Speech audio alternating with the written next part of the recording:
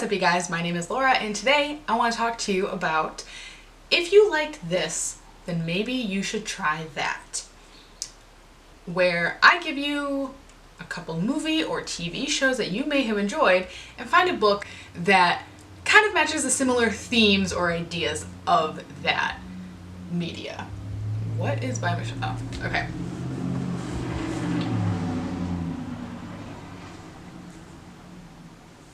The first category is what I like to call the locked room mystery. So if you enjoyed Knives Out, Only Murders in the Building, or Death on the Nile, I recommend the 7.5 Deaths of Evelyn Hardcastle or the 7 Deaths of Evelyn Hardcastle, depending on what country you're in. This got 2 names because it was very similar to the 7 Husbands of Evelyn Hugo. Which has nothing to do with a locked room mystery. But this, you follow a character who has to figure out who is killing Evelyn Hardcastle while they are inhabiting different bodies and not knowing what's going on. And quite frankly, the less you know about this, the better. My personal opinion is you should go in knowing very little, and you should be as confused as our main character is the entire time. Just so that you can get that experience of like what is going on, who is guilty, who's innocent, who can we trust, without knowing anything in advance. Then we have the Murder of Roger Ackroyd by by Agatha Christie. This is probably one of her slightly lesser known, but she's obviously so prolific that everyone seems to know everything. This one was a book that as soon as I finished it, I wanted to turn around and read it again after knowing how it ended, just to see how I could piece it together. I have actually yet to still do that, but there's basically Roger Ackroyd gets murdered, shock, and you are following Hercule Poirot as they try and figure out who killed him when it's seemingly impossible for anyone to have killed him. Then I also recommend Murder on the Orient Express, as well as Death on the Nile, the book, and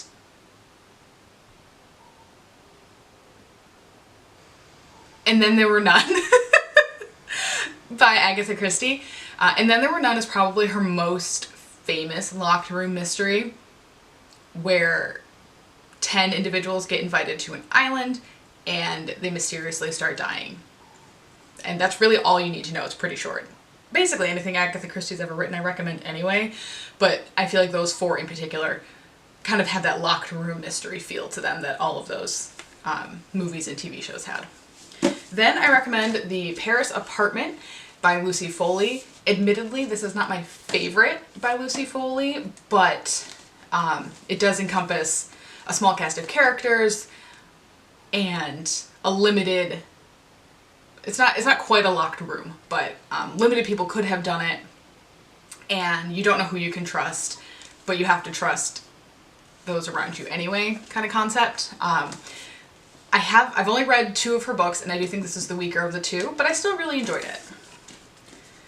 And then the last one is The Guest List, also by Lucy Foley, which I admit I haven't actually read yet. But I do know that it takes place on a remote island, and there's a murder, and based on the setting, I know that it is inherently a locked room mystery. Are you someone who, as an adult, still absolutely adores Disney and Disney movies, and just can't get enough of those classic fairy tales, but you like the happy version and not their original fairy tale versions that are quite a bit darker?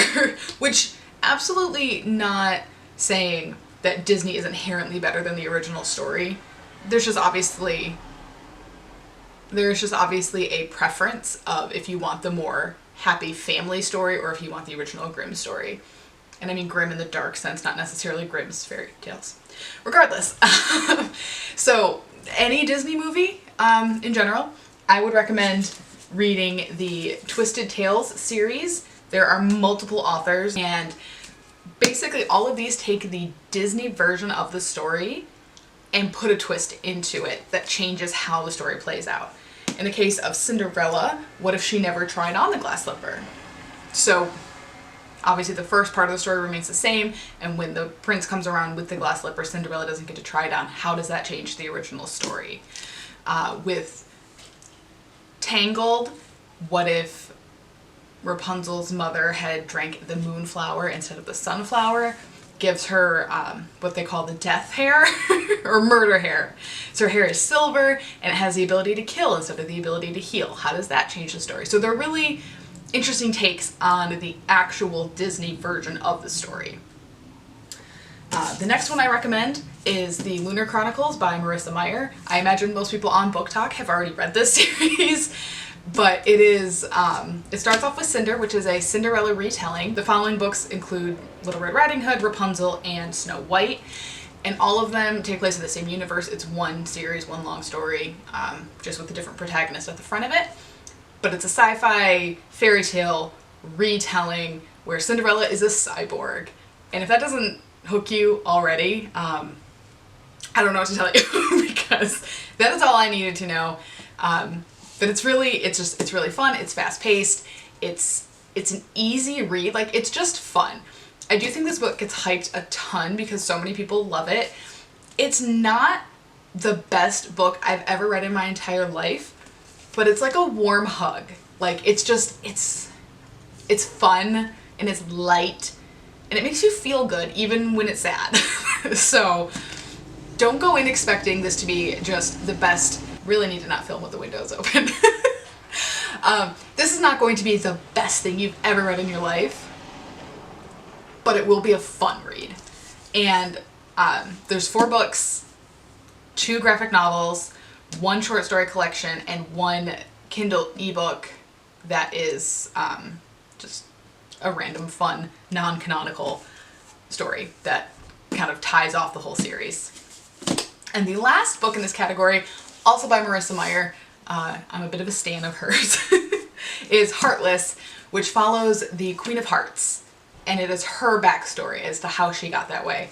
Admittedly, it is probably my least favorite Marissa Meyer book, but when it's a list of favorites, it's like, you know, it's not my favorite of my favorites, but I still love it. But if you ever wanted to know how the Queen of Hearts got to be the way she was, I highly recommend giving this one a try. Are you a fan of the rom-com genre, and are you disappointed we don't seem to be getting as many rom-coms as we did in the early 2000s? Because I am. Some classic rom-coms, maybe not classic, but some rom-coms that I can think of off the top of my head are Marry Me, that just came out with J-Lo and Owen Wilson, Always Be My Maybe, Trainwreck, The Proposal, others. I'd say I'm disappointed, can't name any of them. Basically, all these have in common, it's just a love story that's got some humor, it's got a little bit of spice, and it's a lot of fun. So what I would recommend are 2 series, of which I have 4 of the 6 books. But the first series is the Modern Love series by Alicia Ray, and that includes The Right Swipe, Girl Gone Viral, and First Comes Love. These are all romance stories that take place I say in the modern age. The next series also does as well, but these ones have a tech focus. The first one is about competing dating website people. So one owns a Tinder-esque company and one owns a like Match.com type company, and they have to work together, and of course they end up falling in love and following that trope. And they're sexy and they're fun, and it's the perfect thing. If you like rom-com movies, you will love contemporary romance books. If you like Bridgerton, I would recommend trying the books. They are very different.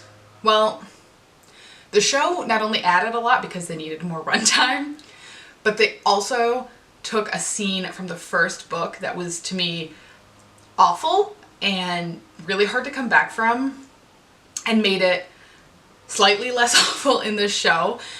If you know what I'm talking about, then you already know what scene that is. And in the book, it's worse. If nothing in the show really struck you as being all that bad or morally wrong, then you probably won't have as many issues with the book as I did.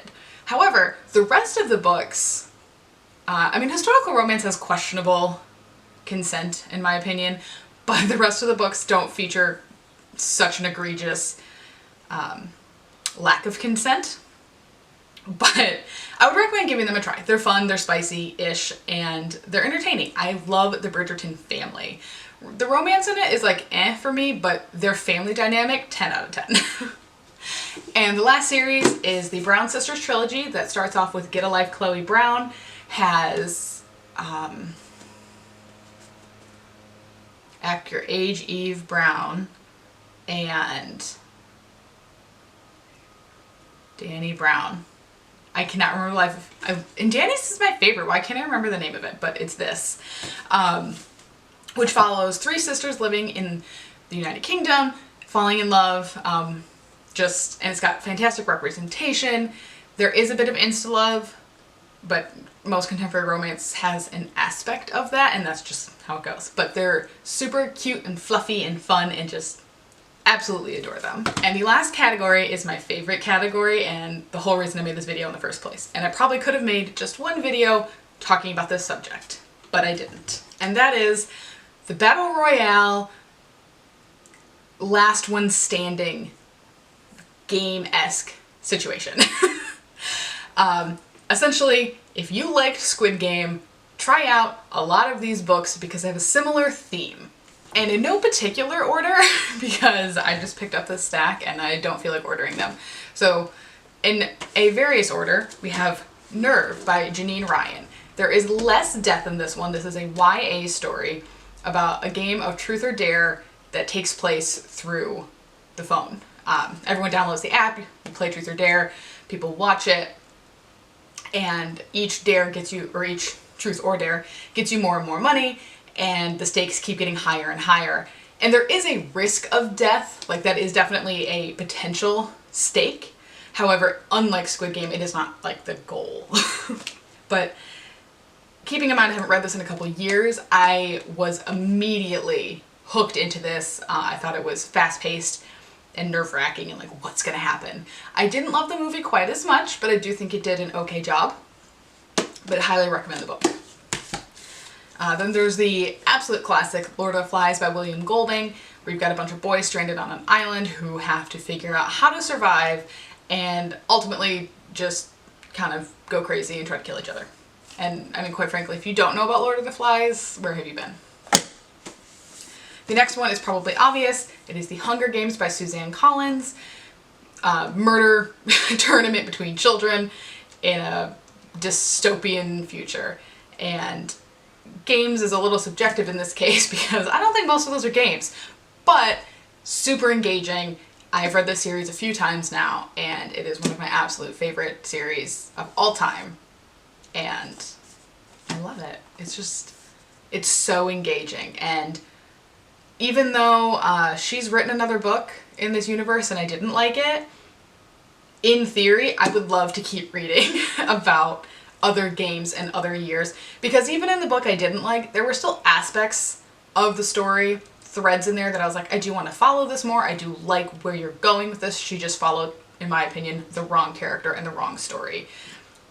And as a non-author, is it fair for me to say that? Who knows? But that is how I feel. The next one is the manga series Alice in Borderland by Haruo Aso, which is, again, more of a young adult story, and it follows, what is his name? Give me a sec.